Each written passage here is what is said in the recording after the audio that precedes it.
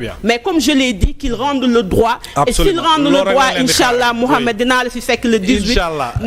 Merci de nous avoir invités parce que le maire de la ville de Dakar reprendra ses fonctions. Très et bien. c'est clair. Alors Aïssatou, pas résumer rek très rapidement lu ñu dese jeex na tàkk naka nga jàngatee cette situation politique yàgg na fi li ci Aïda wax. oui ñëpp wax ko ci. oui quand même c'est assez suffisant. politique politicienne voilà man ñaar rek laay pointé. mooy ce qui est choquant. mooy ni ñu jëlee Barthélémy ak la personne bi ñu utilisé. pour mu jëlee ko. quand même. mooy c'est ce qui fait mal. voilà man ndax tey Mohamed. nga xuloo ak Aïssatou Diop Fall.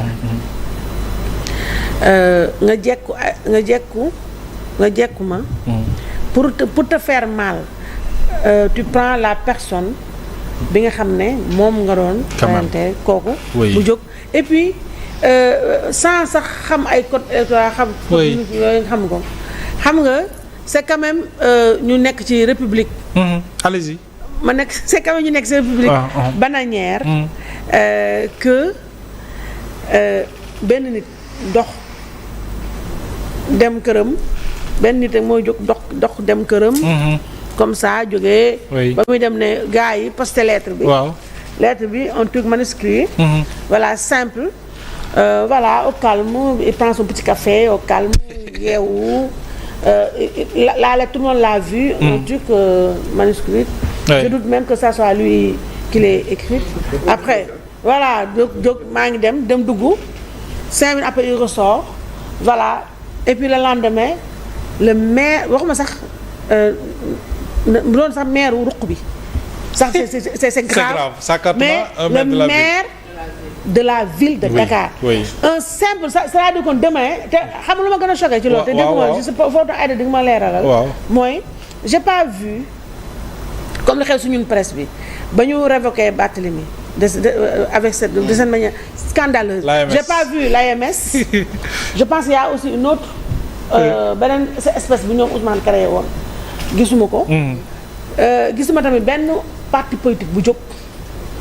Personne, c'est-à-dire à part ñun ñuy waxkat yi.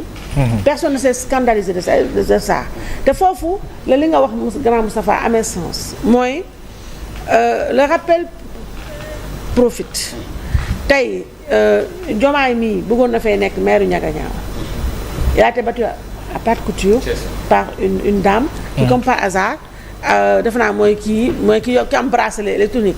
Non Omar. Sophie c'est pas elle. Sophie non c'est Téning nu mu tudd voilà. léegi kooku Tendeng léegi tey ñoom ñi ngi jëm ci. ay local waaw. léegi maire bu nekk parce que bu Barthélémy bi dafa mel ni comme man jurisprudence la day nekk après jurisprudence si tey jii on laisse croire que un élu. N'importe qui mën nga yeewu rek yow c'est-à-dire mën nga xuloog Barthélémy sax yow nga bokk moom koñ. nga bañ Barthélémy nga xuloog moom wala Aïda nekk maire nga xuloog moom. Écoute c'est simple tu te lèves tu prends ton café nga daago ba ci le préfet. et puis même le secrétaire mais xam nga loolu. c'est se foutre de la gueule du monde. Ah oui, donc loolu c'est choquant te. lii dal Barthélémy après les gens sont là ñi jël soccu du soccu ñu kontaan. quand même waaw yooyu. précédent dangereux la oui. voilà demain c'est un précédent dangereux. maintenant moi la Cour suprême. oui. Je serais surprise. que du ñu jox Barthélémy dëgg waaw kay. mon problème man. mooy dañ ko koy jox tey. midi 5 ñii ils vont le révoquer. waaye xam nga lu si neex. ndax damaa gëm man xeex dama gëm principe. li ma neex man mooy le fait que Barthélémy ne se soit pas laissé abattre. Barthélémy lui-même il sait très bien que pour la maire de Dakar c'est fini pour lui. Il se bat, ouais. Mais le fait qu'il se batte. C'est ça qu'il faut encourager. C'est ça. C'est le fait que mooy comme man ba may dem ci xeex. ak Cour suprême. kenn amu ci yaakaar. Il faut le dire. Personne moi-même j'étais seule man. ak samay avocat parce que man samay avocat loolu laa doon jotee ak Barthélémy. dama ne. man Cour suprême bi les gens croient que ça a été facile non c'est pas facile. man damaa déposé 2 recours Barth démb la déglu le 21 la dugal référé à suspension. man damaa dugal recours tey 2 jours après ça c'est la loi. 2 jours après ma dugal référé suspension en urgence. oui référé suspension en urgence boobu la Cour suprême télé laay waxee. la Cour suprême devait se prononcer dans les 72 heures maxi. très bien ça a pris 2 mois. donc man 2 mois laa toog boo xam ne dañoo liggéeyuma. c'est ça c'est dommage. dama doon defuma direct dañ doon alimenter chaîne bi nii. donc moi moo tax ma bëggoon. quand Barthélemy ba mu comparaison n'est pas raison. waaw. comparaison n'est pas raison Barthélemy li mu def référence suspension en urgence bi. s'il l'avait fait en même temps que moi. mooy man 2 jours après man dama déposer recours bi tey. 2 jours après beneen recours suspensif oui très bien. c'est ça que dit la loi. c'est ça donc bu ko defoon ñii duñu xalaata tëgg la neen. très bien donc moi ce qui m'a fait mal ndax télé laay waxee. tontu naa démb sama chaîne j'ai cette occasion je le précise moi Barth on est en train de s'expliquer man ak moom. loolu du yëfu télé. waaye ndax man ku ma wax ci pénc laay tontoo. parce que ñu ñëpp ay Sénégal la ñuy waxal. waaw te quand tu véhicules comme boo taxawee ne Aïssatou man déposé naa ça fait 1 an. Aïssatou Diop Fall déposé démb Cour suprême prononcé wu. non c'est pas ça. Cour suprême moi mon recours c'est encore en cours. c'est encore en examen. La Cour suprême ne s'est pas prononcée sur le recours. très bien référé suspension bi la. maintenant bu waxee bu bàttee mu taxawee daay ne Aïssatou Diop Fall man déposé naa Aïssatou Diop Fall mi ngi doog a def ñeneen ku dégg da ngay foog ne. non dafa am.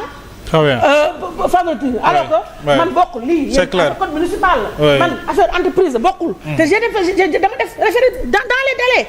mais la Cour a répondu 2 mois après.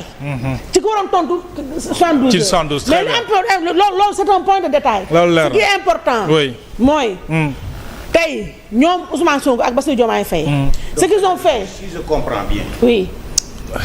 rapidement waxtu bi jeex na waaw. bi ñu ko révoqué noonu. déedéet moom xam lu ma doon def. mooy ba mu comme man ni ma def. parce que c'est moi qui la cite en exemple. moi je donne mon exemple. c'est sama exemple ça laa mën a joxe. mooy. man ndax déjà man sama problème moo nekkoon man xamoon naa sama kaw li ñu jëm. ba ma jotee affaire ba ma xamee ne bañ ma convoqué j'ai eu une réunion avec mes avocats ñu ngi may seetaan et mes conseils juridiques parce que j'ai des avocats. et des conseils juridiques. ma ne leen ñii sama kaw lu ñu jëm léegi qu'est-ce que je peux faire ci droit am na sama conseil yoo xam ne dañu ma ne sax yaa ngi dem waaye doo am dara. ndax ñii ñoo lépp doole. et puis ña fa nekk c'est important à signaler moo tax ñii di fooy Cour suprême xamuñu Cour suprême ña fa nekk mais Diomaye moo leen nommé. très bien. c'est important. oui donc ba ma ñëwee ñu wax non ñoom ñu expliqué ma comment on va procéder man wax naa ko ci télé bi damaa jot notification bi ak directement sama bureau avocat laa fanaan. keroog sama bureau avocat laa fanaan. donc ñu ne ñu la procédure te télé laay waxee je suis pas juriste télé laay waxee ñu ne procédure bi mooy te dafa ça s'appelle référé suspension en urgence. oui mooy foofu da ngay expliquer. bien sûr da ngay expliquer. yow requête bi nga def. pour contester la décision. lan la lay yàqal. mooy yow mënoo toog di xaar cour bi toog bu kon parce que c'est pas une question de vie ou de mort.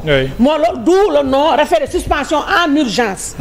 man référé suspension en urgence boobu loolu moo génn te dafa génn dans 2 mois après. très bien donc beneen bi et qui est important mooy aujourd'hui il faut que ñu tàmm di mener ay bataille de principe. parce que ñun justice mooy suñu dernière rempart. oui. à part justice amuñu leneen. aujourd'hui liy bàtti li mu def nii cas d'école la. oui parce que mu nekk cas d'école mooy. man mënoon naa man ñu bëri dañ ma ne woon yaa ngi dem mais tu perds doo am dara waaye dem naa. oui bàtti aussi son mérite mooy. def nañ ko. uniquement par pure méchanceté. ne sait pas laisser et par méchanceté bi ak sew bi. mooy la personne là dont je veux même pas citer le nom. ñu utiliser ko. un xawma lan koo xam tekkiwul dara nga jox ko demal révoquer. dama bind. xam nga ma ba après kooku li ma gën a métti mooy tu le vas parader sur tous les plateaux de télé ak yooyu. donc loolu foofu laa bëgg a waxee. Mohamed pour dire que aujourd'hui gis nga bés bu ñu génnee la décision. bu Cour suprême bu ñu génnee décision. da ngay gis ay page la du benn feuille de du benn note ay page lay doon. ñu justifier la ne la lii ak lii ba fa ñëw nag ci considération. comme la daal di décide. c'est ça donc xam nga loolu. dafa rëy. te loolu la Barthélémy soxla. mooy quelque ak lu mën a xew. quel que soit son issue. l'acte qu'il a posé. et l'acte que la Cour suprême va poser. Absolument loolu c'est historique. C'est très bien te loolu moo am solo. loolu am solo en tout cas merci beaucoup Aïssatou Diop Fall. On aimerait bien aborder la question de l'Azer mais du fi xaj. bu ko wax ci Azer bi yow.